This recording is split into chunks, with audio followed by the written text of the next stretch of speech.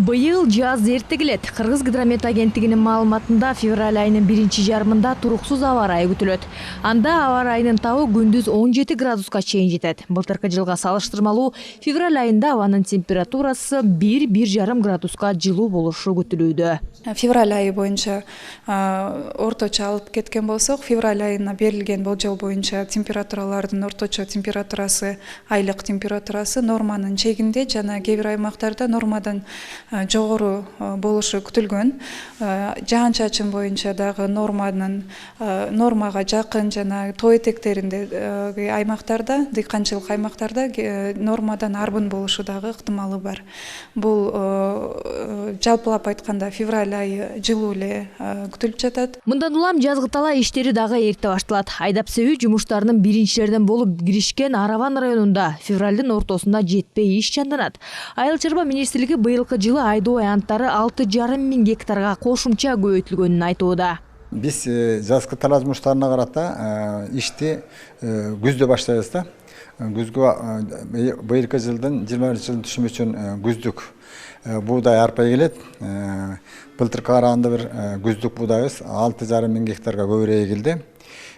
Анын эң негизги себеби мындан да көбүрөөк болот эле, бирок мына 14 ноябрда кар жаап, кыш мезгили келгендигине байланыштуу түштүк региондордо тийиштүү аянттар эгилбей калды да. Айыл чарбаны каржылоо 9 долбоорун жактыруу алдында турат. Быйыл жеңилдетилген насыя берүү үчүн пайыздык үстөктөрдү субсидиялоо 1 миллиард 100 миң сом бөлүнүүдө. Бул фермерлерде 6 миллиард сомдон ашуун суммадагы жеңилдетилген кредит менен камсыздоого мүмкүнчүлүк бермекчи. Мындан тышкары айыл чарба тармагындагы ГИС технологияларды ишке киргизүү боюнча долбоор ишке ашканы турат.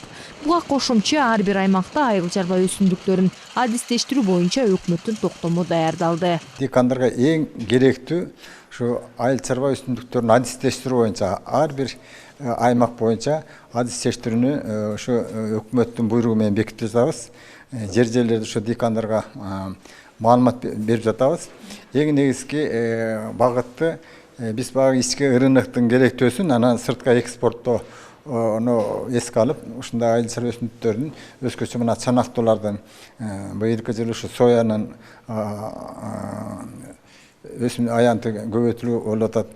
Ушу дыйкандарга өстүргөн продукциясын өзүнүн убагында кайра сатып алып тургандай ыкмаларды пайдалана баштадык. Ал эми эксперттер жазгы талаа иштерине өкмөттүн даярдыгы жок деп жатышат. Себеби аталган министрликке караштуу коомдук кеңештин төрагасы Турусбек Асыналиев үрөн боюнча маселенин бир жолго коюлбаганы менен түшүндүрүп жатат. Жаңы келген министр дыйкандарды сапаттуу үрөн менен камсыздай алган жок деп буларга токтолду. Дыйкандар былтыркы сепкен үрөндө эле кайра сепкенге мажбур болуп атышат.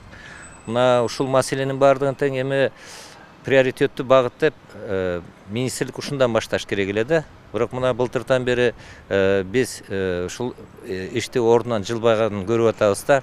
Анткени мына бизде эң биринчи үрөнчүлүк каяктан башталат? Үрөнчүлүк бул дыйканчылык илим изилдөө институтунан башталат.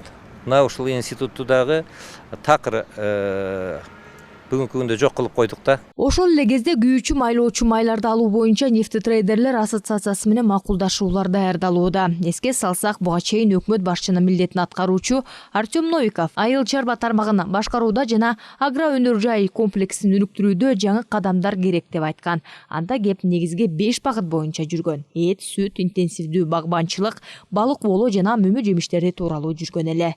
Чолпон Бешилен кызы, Тынчтык Гөлбаев, Нью ТВ.